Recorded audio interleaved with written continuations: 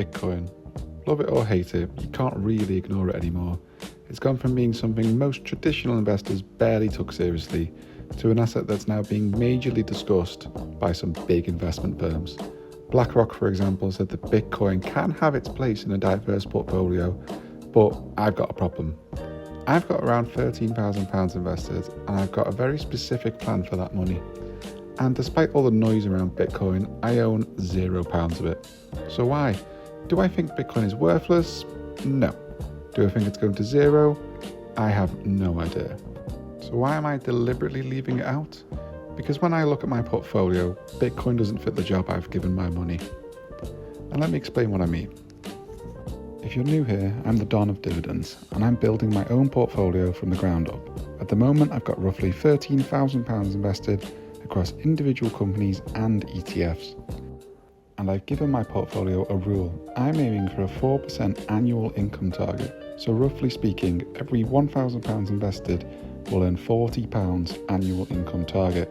But I'm not saying every investment has to literally pay me £40 in dividends. That's not how the system works.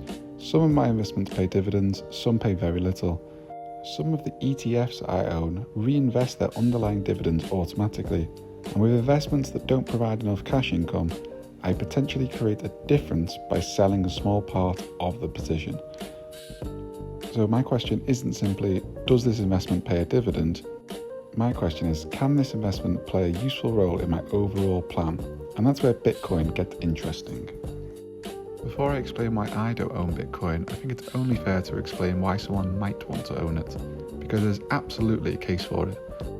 BlackRock describes Bitcoin as a maturing digital asset and says it may provide diversification benefits because its drivers can differ from traditional risk assets.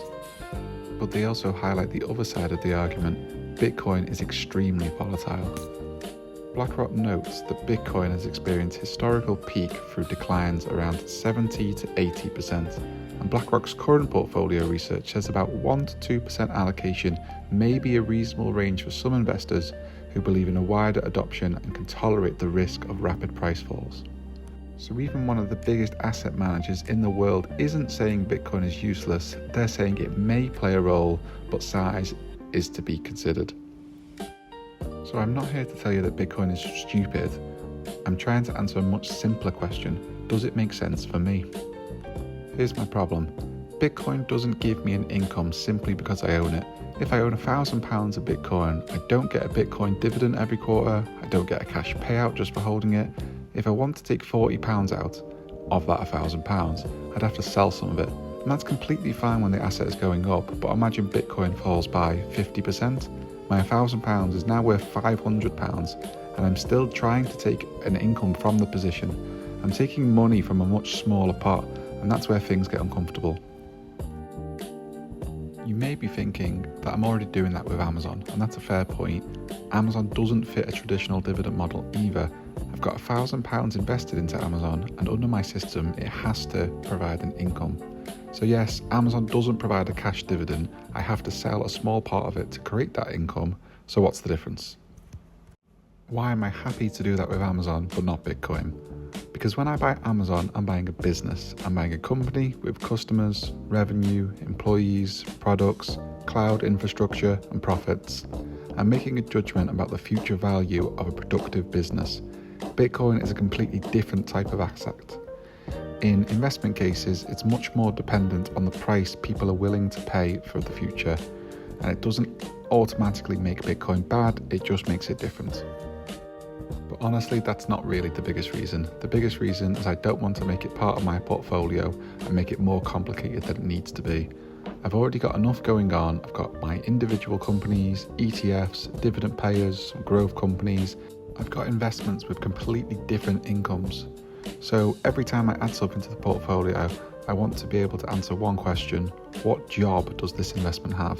Nvidia has a job, Microsoft has a job, Coca-Cola, Realty Income, Amazon. But Bitcoin, at least for now, I haven't found a job for it.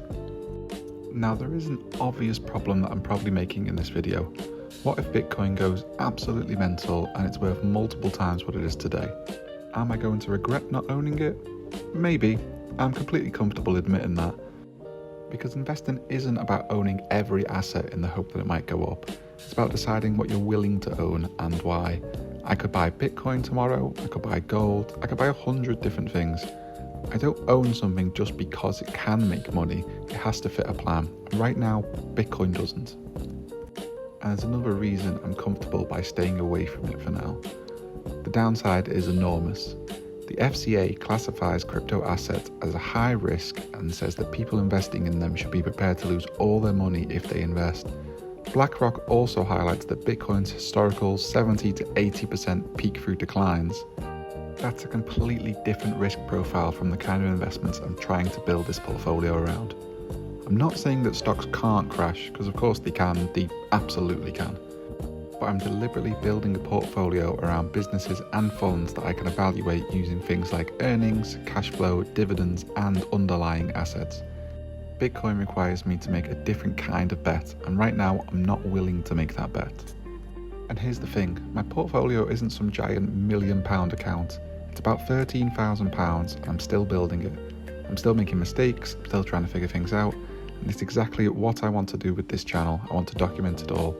I'm not going to tell you that Bitcoin definitely isn't going to go up, because I don't know. Nobody does really. Instead, I'm going to show you what I'm doing with my own money and why. Maybe 5 years from now, I still own £0 in Bitcoin. Maybe eventually I'll decide that small allocation actually makes sense. Maybe Bitcoin does become an enormous part of the financial world. Or maybe it doesn't, we'll see.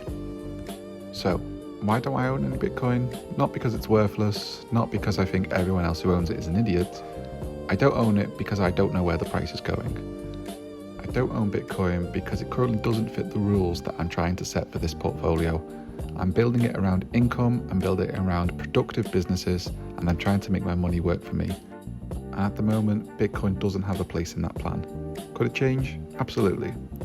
If you want to follow the portfolio and see whether the whole 4% experiment is actually going to work, subscribe to the Dawn of Dividends, because we're only just getting started. I'm the Dawn of Dividends, and I'll see you in the next one.